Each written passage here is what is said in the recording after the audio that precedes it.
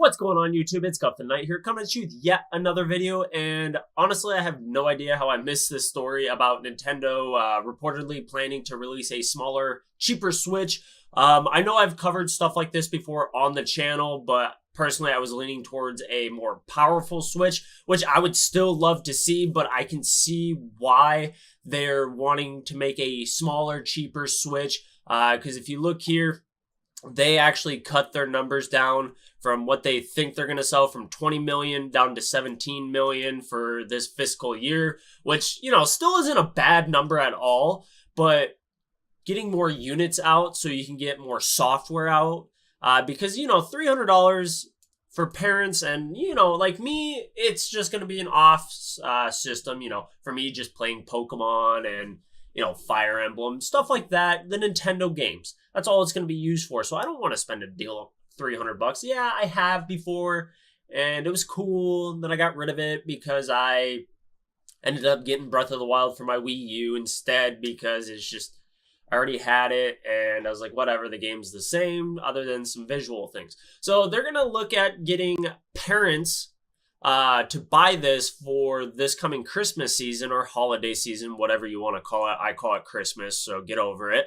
And if they release this at like $200, and I can see it only being able to be in handheld mode, no dock, maybe you can add a dock to it later if you ever choose to, so you can hook it up to the TV. I see it going with the way kind of like the 2DS, how everything is just built there. There's going to be no moving parts. You can't take the controllers off.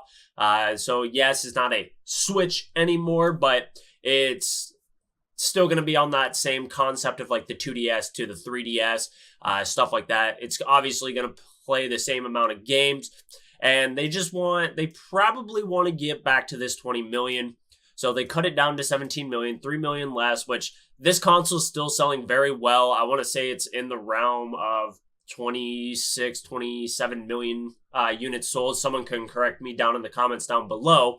But this console is taking the gaming industry by storm. So now they just want to try and get it into as many people's hands as they possibly can. So with like the Xbox One S and the PlayStation 4, they're down to, you know, that 2 to 250 range. So Nintendo needs to make something that's going to compete with those. Graphically, no, it's not. But as a handheld only for $200, I can see people getting into that just because for a lot of people, like myself included, this is just going to be a dedicated Nintendo only type game. Yeah, I'll probably pick up a few games like Skyrim just because I haven't given Bethesda enough of my money already, but I can see this because some of those games that they do have that, yes, you can get on the Xbox and the PlayStation, still play very well on the Switch, like Doom and stuff like that. Yes, it is a very cut down version, but having a handheld only version of Doom, I personally think is going to attract more people, especially if you lower that price to $200.